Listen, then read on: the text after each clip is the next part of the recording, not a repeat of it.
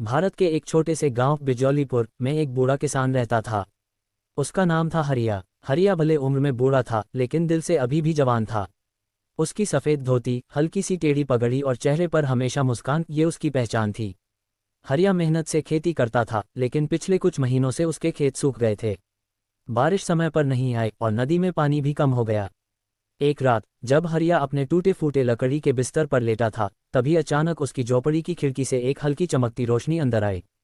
हरिया घबरा गया। कौन है? उसने कांपती आवाज में पूछा। तभी रोशनी के अंदर से एक छोटा सा जीव उभरकर सामने आया। वो एक नीला चमकता हुआ, अंगूठे जितना छोटा परी मक्खी जैसा जीव था। मैं हूँ चिरो, जंगल का दूत। हरिया की आंखें फटी की फटी रह गईं। चिरो बोला, किसान हरिया, तुम्हारा खेत सूख गया है, लेकिन प्रकृति कभी किसी मेहनती इंसान को खाली हाथ नहीं छोड़ती। अगर तुम हिम्मत करो तो जंगल की गहराई में छुपा जलबीज तुम्हें बचा सकता है। जलबीज? हरिया ने चौंक कर पूछा। चिरो ने सिर हिलाया। हाँ, वो बीज जिसे लगाने से जमीन से पानी फूटने लगता है, लेकिन उसे पाना आसान नहीं। हरिया को अपने परिवार, अपनी गाय, अपनी जीविका सब याद आ गए। उसने बिना सोचे कहा, मैं तैयार हूँ चिरो, मुझे अपने खेत बचाने हैं। चिरो मुस्कुराया। तो चलो, रोमांच शुरू होता है। जादुई जंगल का दरवाज़ा। चंद्रमा की रोशनी में चिरो हरिया को जंगल के प्रवेश द्वार तक लाया। जंगल में अजीब सी नीली धुंध फैली थी। पत्तों से हल्की चमक निकल रही थी। हवा में फूलों की खुशबू थी, लेकिन कहीं दूर से किसी जानवर की डरावनी गर्जना भी सुनाई दे रही थी। ये सामान्य जंगल नहीं है, चिरो बोला, ये है जीवंत वन। यहाँ पौधे बोलते हैं, जानवर सोचते हैं और समय कभी तेज कभी धीमा चलता है। जंगल के द्वार पर दो बड़े पत्थर के शेर बैठे थे। उनकी आंखों में हरी रोशनी चमक रही थी।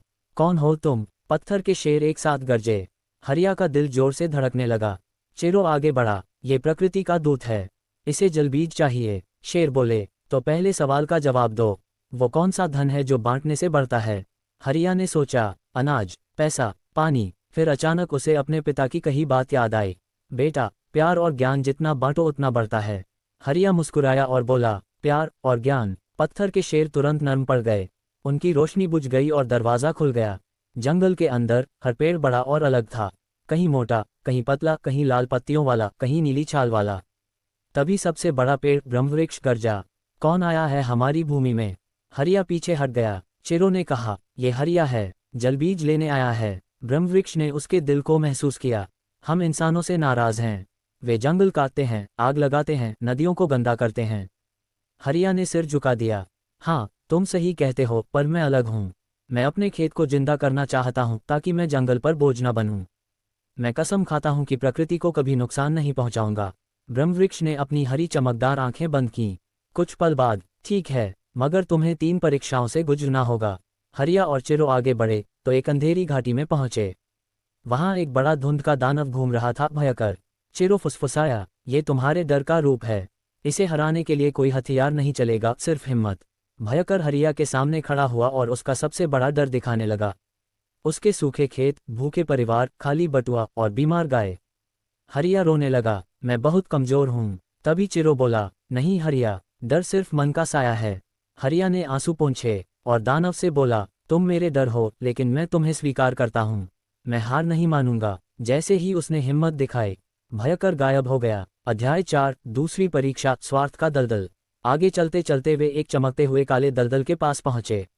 ऊपर एक बोर्ड लिखा था, जो स्वार्थी होगा वह डूब जाएगा। चिरो बोला, बिना किसी चीज को छुए आगे बढ़ना होगा। हरिया दलदल में कदम रखा।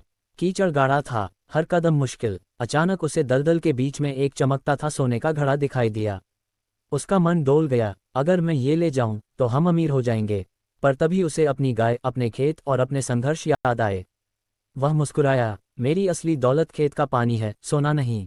उसने घड़े को छुआ भी नहीं और आगे बढ़ा। दलदल धीरे धीरे पतला होकर रास्ते में बदल गया।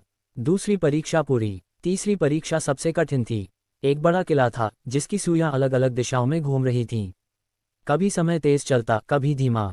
कभी हरिया जवान महसूस करता, कभी बूढ़ा। किले के अंदर एक आवाज गूंजी, सही निर्णय वही है जो समय पर लिया जाए। अचानक 3 रास्ते खुले। 1. पहला रास्ता आसान, रोशनी से भरा। 2. दूसरा रास्ता अंधेरा और डरावना। 3. तीसरा रास्ता कांटों से भरा, लेकिन एक हल्की सी उम्मीद की चमक। हरिया सोचने लगा, आसान रास्ता शायद जाल होगा, डरावना रास्ता शायद मौत। कांटों वाला रास्ता कठिन है, लेकिन लक्ष्य वहीं हो सकता है। उसने गहरी सांस ली और तीसरा रास्ता चुना। कांटे उसके पैरों में चुभे, लेकिन वह चलता रहा। आखिरकार किले से बाहर आ गया और दरवाज़ा अपने आप बंद हो गया। तीसरी परीक्षा भी सफल। जंगल के सबसे अंदर एक शांत तालाब था। तालाब के बीच में एक पत्थर पर चमकता हुआ नीला जलबीज रखा था। लेकिन उसके पास बैठा था एक विशाल सफ़ेद दाढ़ी वाला बंदर वृद्धवानर।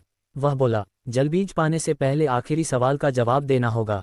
हरिया धड़कते दिल से बोला, पूछो महाराज। वृद्धवानर बोला, अगर तुम्हें बीज मिल जाए और तुम अपने खेत में पानी ला दो, लेकिन बदले में ये जंगल धीरे धीरे अपनी शक्ति खो देगा, तो तुम क्या चुनोगे, अपने खेत को बचाना या जंगल को बचाना? हरिया स्तब्ध रह गया। उसके सामने जीवन की सबसे बड़ी दुविधा थी। कुछ देर चुप रहने के बाद वह बोला, मैं जंगल को बचाऊंगा। अगर जंगल ही नहीं रहेगा तो मेरे खेत का क्या मूल्य? प्रकृति मेरी माँ है और माँ को नुकसान पहुंचाकर कोई भी फल मीठा नहीं होता। वृद्धवानर मुस्कुराया। यही असली जवाब था। तालाब चमक उठा। जलबीज आकाश में उड़कर हरिया की हथेली पर आ गिरा। चेरों ने हरिया को वापस गांव पहुंचाया। हरिया ने जलबीज को अपने सूखे खेत के बीच लगाया। जैसे ही उसने पानी की पहली बूंद डाली, धरती कांपी, उजली रोशनी फैली और कुछ सेकंड में एक फव्वारे की तरह पानी जमीन से फूट पड़ा। पूरा गांव दौड़कर आया। लोग खुश हो गए। बच्चे खेलने लगे। गाय, बैल, भैंस सब पानी पीने लगे। हरिया की आंखों से खुशी के आंसू बह निकले। कुछ दिनों में खेत हरे हो गए। फसलें लहलहाने लगीं। गांव में समृद्धि लौट आई।